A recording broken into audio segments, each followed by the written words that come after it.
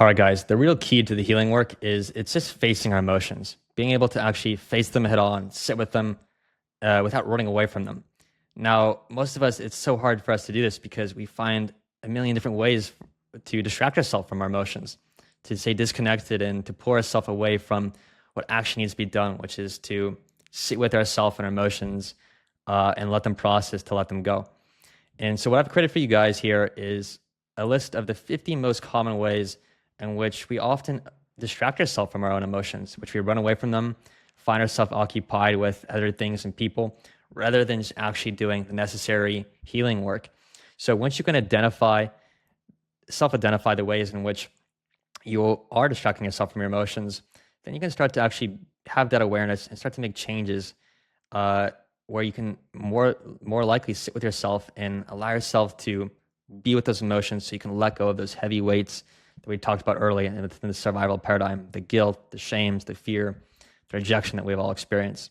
So going through this list, you can see some of the most common ones, right? Overworking. So many of us within the business realm, we find ourselves working endlessly and tirelessly because we know the second we stop, we're going to have to face ourselves again and emotions that we're carrying.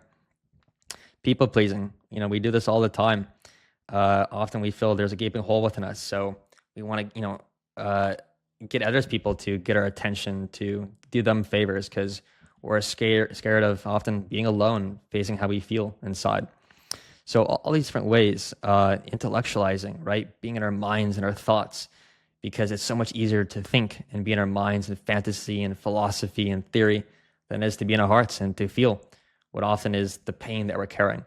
So the more that you can go through this list, go through one by one, read the definitions, and be really honest with yourself, whether it's now or ways in the past, which you've used as coping mechanisms, ways to distract yourself from that emotional pain.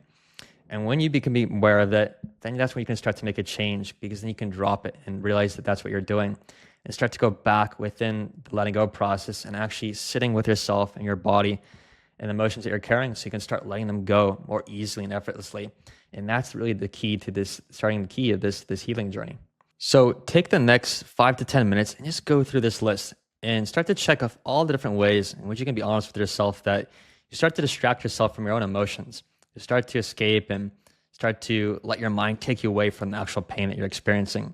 So go through this, take your time, go through it, and just start to develop that awareness of all different ways and patterns in which you bring yourself out of your body in the pain into your mind to avoid escaping these emotions.